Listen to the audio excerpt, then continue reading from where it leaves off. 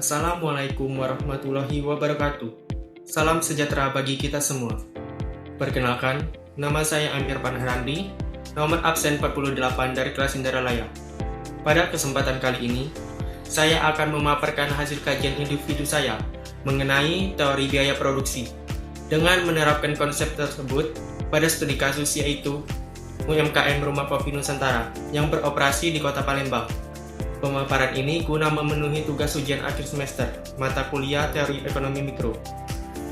Teori biaya produksi merupakan salah satu konsep penting dalam ekonomi mikro, yang membahas bagaimana perusahaan mengeluarkan biaya untuk menghasilkan barang atau jasa. Pemahaman tentang biaya produksi ini sangat penting karena mempengaruhi keputusan harga, jumlah output, strategi produksi, serta keberlanjutan usaha. Secara umum, biaya produksi terbagi menjadi beberapa jenis, yaitu biaya tetap, biaya variabel, total biaya, serta biaya rata-rata. Melalui teori ini, kita dapat menganalisis bagaimana perubahan biaya, baik karena faktor input maupun kondisi pasar, akan mempengaruhi keputusan produsen. Untuk mendukung analisis ini, saya menggunakan salah satu berita terkini dari kompas.com yang membahas kenaikan harga bahan baku kopi di wilayah Sumatera Selatan, termasuk di wilayah Palembang. Dalam artikel tersebut, dijelaskan bahwa harga bahan baku kopi mengalami kenaikan 20-25% akibat peningkatan permintaan dan penurunan pasokan biji kopi secara nasional. Kenaikan ini memberikan dampak signifikan pada pelaku usaha kopi, termasuk UMKM yang menjadikan bahan baku kopi sebagai komponen biaya utama. UMKM Rumah Kopi Nusantara merupakan salah satu pelaku usaha minuman kopi kekinian yang beroperasi di Palembang. Sebelum terjadinya kenaikan harga bahan baku, usaha ini mampu memproduksi rata-rata 150 cup per hari. Namun setelah kenaikan harga bahan baku, kopi serta tambahan kenaikan biaya bahan baku, pelengkap lainnya seperti susu dan cup plastik, produksi turun menjadi 120 cup per hari. Selain itu, biaya operasional seperti listrik dan gaji tenaga kerja juga mengalami peningkatan. Pada teori biaya produksi, terdapat beberapa komponen utama, yaitu yang pertama yaitu biaya tetap atau fixed cost. Biaya tetap adalah biaya yang tidak berubah meskipun produksi meningkat atau menurun.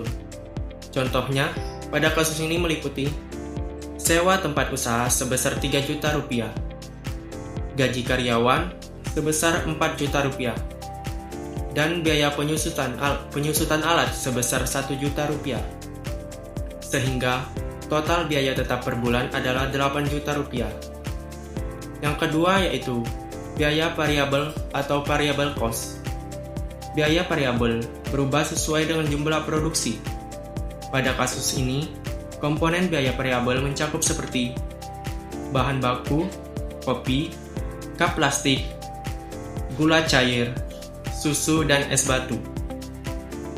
Jadi, sebelum kenaikan, biaya variabel per cup adalah Rp8.000. Sedangkan setelah kenaikan naik menjadi Rp9.600 per cup. Yang ketiga, total cost atau total biaya.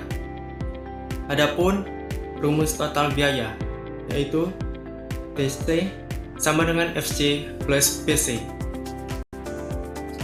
Sebelum kenaikan, total biaya per bulan mencapai sekitar 44 juta rupiah. Sedangkan setelah kenaikan biaya turun menjadi 42.560.000 rupiah. Namun, di sisi lain, jumlah produksi juga sempat menurun secara signifikan. Yang keempat yaitu average cost atau biaya rata-rata. AC sama dengan TC per total produksi. Sebelum kenaikan biaya rata-rata per cup adalah Rp9.777, sedangkan setelah kenaikan biaya, rata-rata meningkat menjadi Rp11.822 per cup, yang artinya terjadi kenaikan lebih dari 20%. Kenaikan biaya produksi berdampak langsung pada operasional usaha. Rumah Kopi Nusantara terpaksa menaikkan harga jumlah kopi dari Rp15.000 menjadi Rp18.000 per cup. Namun, akibatnya, permintaan konsumen menurun, karena harga yang dianggap lebih tinggi dari pesaing.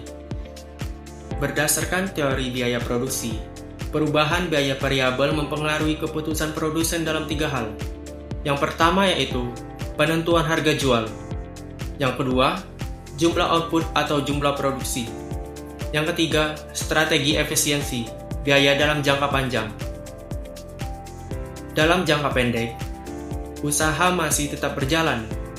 Tetapi, dalam jangka panjang, pemilik usaha harus mencari solusi yang lebih efisien seperti substitusi bahan baku, negosiasi supplier, atau meningkatkan nilai tambah produksi. Dari pemaparan ini, dapat disimpulkan bahwa teori biaya produksi sangat relevan dalam menganalisis keputusan ekonomi pelaku usaha. Kenaikan biaya produksi pada Rumah Kopi Nusantara menyebabkan meningkatnya biaya rata-rata dan menurunnya jumlah produksi serta perubahan harga jual. Hal ini memperlihatkan bahwa perubahan komponen biaya produksi dapat mempengaruhi keseimbangan antara permintaan dan penawaran, serta keberlanjutan usaha. Demikian pemaparan saya. Terima kasih atas perhatian Bapak dan Ibu dosen serta teman-teman sekalian. Semoga pemaparan saya ini bisa bermanfaat bagi kita semua. Saya akhiri. Wassalamualaikum warahmatullahi wabarakatuh.